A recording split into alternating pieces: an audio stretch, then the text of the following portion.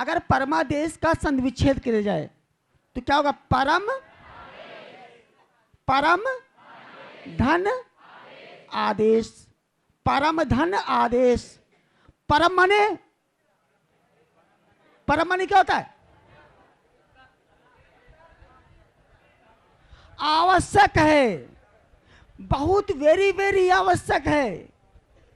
कैसा आवश्यक है? वेरी वेरी आवश्यक है कि ये मेरे आदेश का पालन किया जाए, कि मेरे आदेश का पालन किया जाए। समझ रहे? इसको इस तरह समझ जाते हैं जैसे सरकारी नौकरी में हर व्यक्ति को कोई ना कोई काम दिया गया है।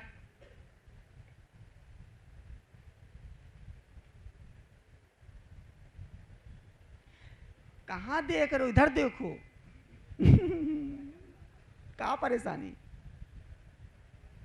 हमारी तरफ देखो। कहा जाता है कि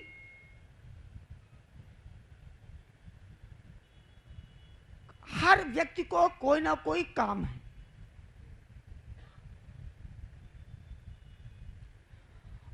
और सरकारी कर्मचारी जितने भी होते हैं सबका काम निश्चित है। और यह भी हो सकता है कि वो सरकारी कर्मचारी अपना काम ड्यूटी ना करे।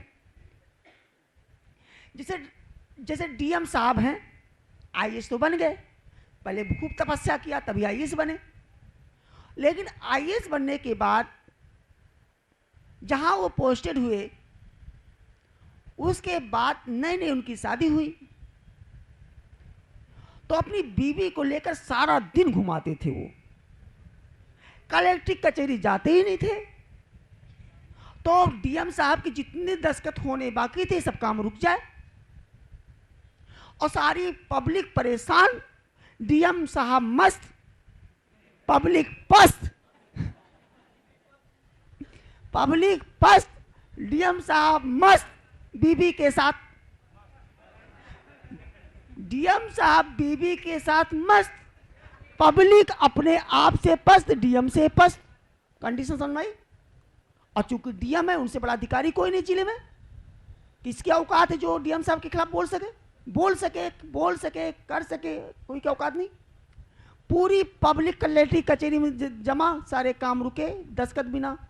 पब्लिक फिर शाम का कहीं शाम डीएम साहब रात का मिलिए 11 बजे रात का, पूरे डीएम आवास पर भीड़, पूरा पुलिस लाइन तक का भीड़ पहुंच गई, जीजीआईसी के पास पहुंच गई भीड़ पूरी। डीएम बंगला हुई तो है, बासदेव शिक्षा निकेतन बंद होगा, वही गली में पूरा भरा, वाल्मीकि चौराहा पूरा फुल, पब्लिक परेशान। डीएम को तरह निकले, आए 11:30 बजे, बाय बाय, क्या बात है, परेशान हो? अच्छा ठीक है, कल मिलेगा, कल आई जाए, नींद लगी मुझे।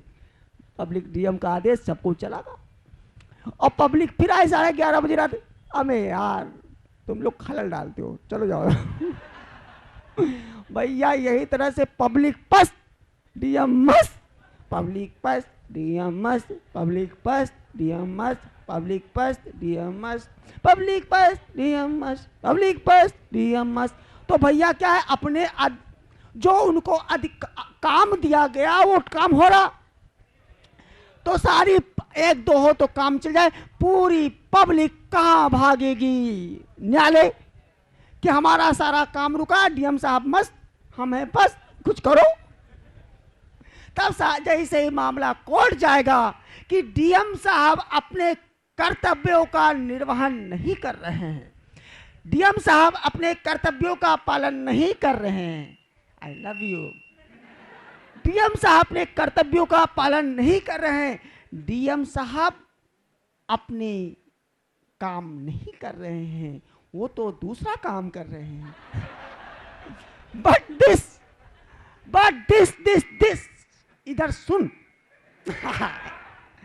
डीएम साहब को अपना काम नहीं कर रहे हैं, तब ऐसे में पब्लिक भागेगी न्यायालय डीएम साहब को आदेश देगा, जिसे परमादेश कहा जाता है, मैंडामस कहा जाता है, और न्यायालय का आदेश होगा कि डीएम साहब यह न्यायालय का परम आदेश है, आवश्यक आदेश है, इंपॉर्टेंट आदेश है कि आप जिस कुर्सी पर बैठाए गए हैं उसके उन कार्यों का ईमानदारी से उन कर्तव्यों का पूरा करिए। यह न्यायालय का आदेश है और अगर ऐसा नहीं करते तो आपके विरुद्ध कार्रवाई की जाएगी। और न्यायालय का आदेश सारे सरकारी कर्मचारी, फिर सुनिए, सारे सरकारी कर्मचारी जब अपने कर्तव्यों का पालन नहीं करते हैं तब न्यायालय उनको जो आदेश देता है कि जनाब अपने कर्तव्यों का पालन करिए, न्यायालय का यह आदेश सरकारी कर्मचारियों को जो दिया जाता है उसे ही परमादेश या मेंडामस कहा जाता है। लिखिए इसको, लिखिए, परमादेश या मेंडामस हेडिंग है, उसके अंतर्गत लिखना है आपको। जब कोई सरकारी कर्मचारी या अधिकारी, जब कोई सरकारी कर्मचारी या अधिकारी, कोई भी हो सकता है सरकारी में, जब कोई सरकारी कर्मचारी या अधिकारी अपने कर्तव्यों का पालन नहीं करता, अपने कर्तव्यों का पालन नहीं करता, अपने कर्तव्यों का पालन नहीं करता, तब न्यायालय उस कर्मचारी अधिकारी के विरुद्ध, तब न्यायालय उस कर्मचारी अधिकारी के विरुद्ध, तब न्यायालय उस कर्मचारी अधिकारी के विरुद्ध परमादेश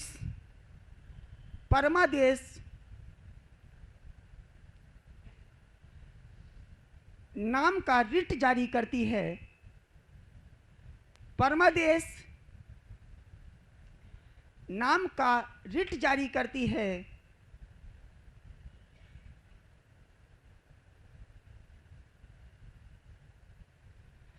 जिसमें न्यायालय आदेश देता है कि, जिसमें न्यायालय आदेश देता है कि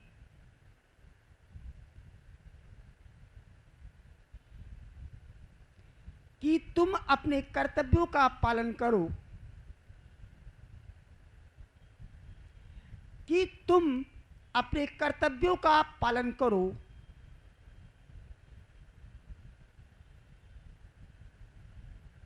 नहीं तो तुम्हारे विरुद्ध, नहीं तो तुम्हारे विरुद्ध कानूनी कार्रवाई की जाएगी। तुम्हारे विरुद्ध कानूनी कार्रवाई की जाएगी। तुम्हारे विरुद्ध कानूनी कार्रवाई की जाएगी। न्यायालय के इसी आदेश को, न्यायालय के इसी आदेश को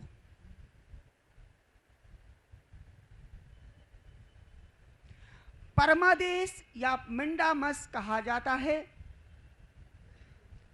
परमादेश या मेंडामस कहा जाता है। तो ये कहानी थी।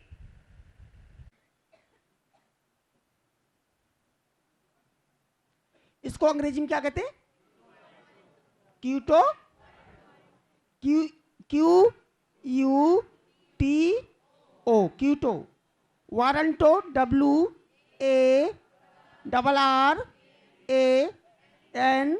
WARRANTO, Quito warranto.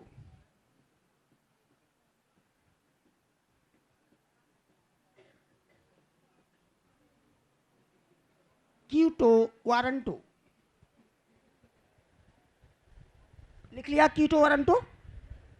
अधिकार प्रच्छा, प्रच्छा माने पूछना, प्रच्छा माने अधिकार माने किस अधिकार से तुम किसी पद का प्रयोग कर रहे हो, उसको इस तरह समझ लो। आप इतनी तपस्या क्यों कर रहे हो? एसआई बनने के लिए? अरे यार 750 रुपये में एसआई बन जाओगे आप। कितने रुपये में? वहां पर जो जीआईसी का सेकंड फील्ड है, वहां पर पुलिस का सामान बेचता है अनुराग, मेरा दोस्त भी है वो। वहां पर जाइए, पुलिस का क्या, पैंट खाकी, खाकी bush shirt, Uttar Pradesh police star भी खरीद लो यहाँ से, है ना, और जूता खरीद लो, 750-800 में ऐसा ही बन जाओगे।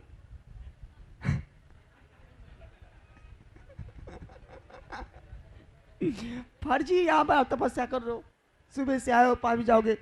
ऐसा ही जो कितने में बनता आदमी, 850 में, जूता से लेकर मोजा तक 850 में कंप्लीट ऐसा ही हो जाओगे। कितने में बनते ऐसा ही, 800 में। और टीटी बनना है तो सफेद पैंट, सफेद बूशर्ट, एटे कोट, वो भी 1000 तक में आ जाएगा। काले जूता 1200-1500 में टीटी बन जाओ। जिसकी पोशाक है, पुलिस बनना चाहते हो पुलिस बन जाओ, हम तो ऐसा ही बना दे रहे, पुलिस की बातें छोड़ो। आपको बताए ऐसा ही तब बनोगे, एक कंपटीशन होगा, उसमें आपका रोल नंबर होगा, पेपर होगा, उसे बीट करोगे, इंटरव्यू होगा, उसको पास करोगे, रिजल्ट आएगा, आपका नाम आएगा, आपके पास कॉल लेटर आएगा, आपकी सारी मार्कशीटें विभाग के पास जमा होंगी, आपके विभाग के हाई स्कूल इंटर बीए सारी डिग्रियों की छानबीन होगी कि आपने सही किया कि नहीं किया। उसके बाद आपको ज्वाइनिंग लेटर दिया जाएगा, ज्वाइन कराया जाएगा। इतनी प्रक्रिया होता है। और अब क्या होता है कि आपको मैं बताऊं, सत्य घटना है, अखबार में आया था कुछ साल पहले, लखनऊ हजरतगंज चौराहे पर एआरटीओ लगा था। एआरटीओ गाड़ी चेक कर रहा था। एआरटीओ समझते हो, गाड़ी चेक करता, और जिसका कागज सही सही नहीं तो लाओ उधर 500, 1000, 200, 500, 150 जो भी मानो लाओ, पैक। उसके बाद वो पूरे लखनऊ में एआरटीओ चेकिंग करता था, हर चौराहे पर डे एक चौराहा, तो 10-15 हज़ार रुपया हो जाए तो चला जाए। खुदा ना खास्ता हजरतगंज चौराहे, बिल्कुल सत्य घटना है, हजरतगंज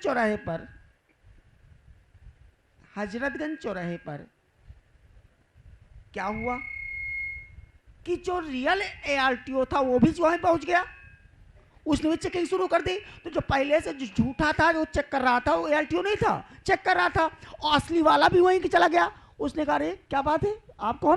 कहा मैं एआरटीओ। कहाँ का एआरटीओ? का लखनऊ एआरटीओ। अच्छा, कहीं आप कौन? मैं भी एआरटीओ। कहीं कब आए? कहीं अरे हम 2 साल से यहाँ हैं।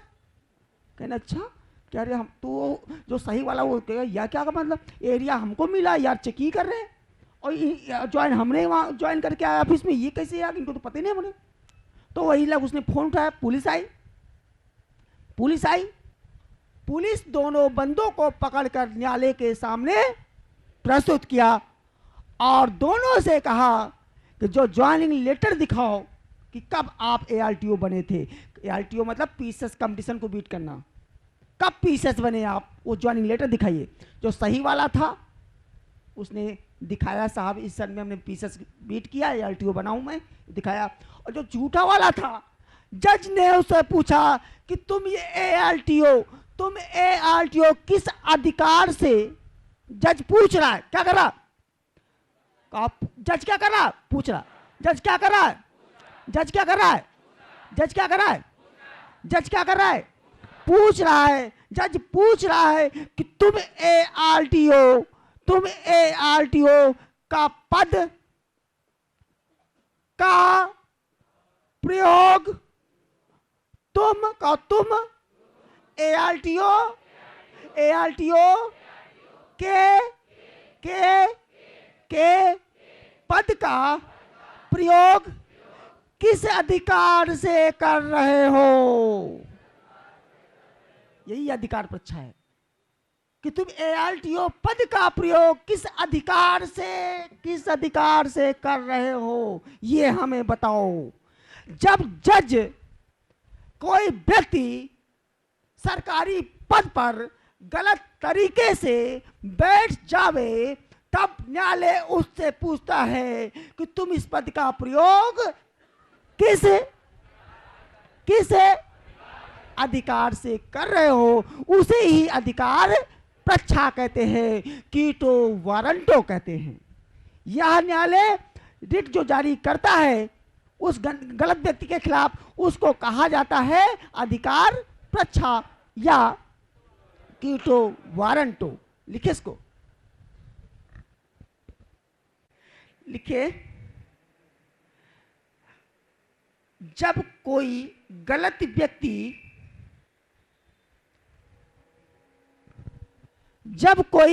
व्यक्ति किसी सरकारी पद पर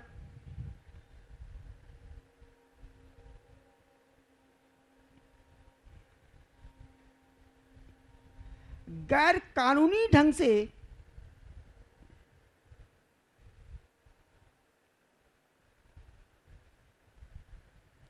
बैठ जाता है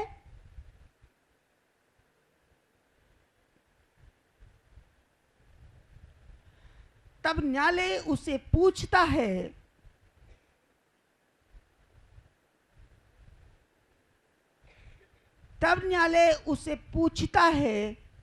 ले आओ है, तब न्यायालय उससे पूछता है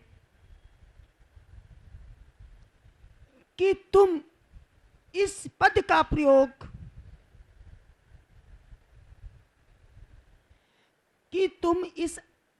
प्रयोग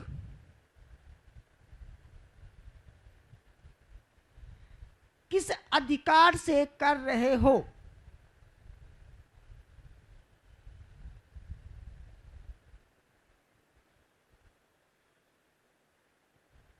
कि तुम इस पद का प्रयोग किस अधिकार से कर रहे हो।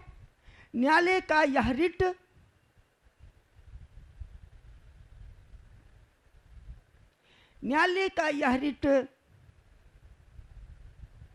अधिकार प्रच्छा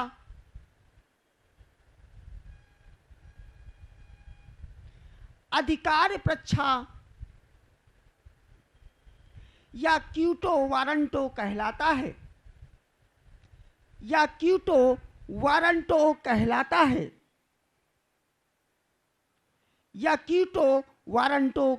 है, समझ में आ गया?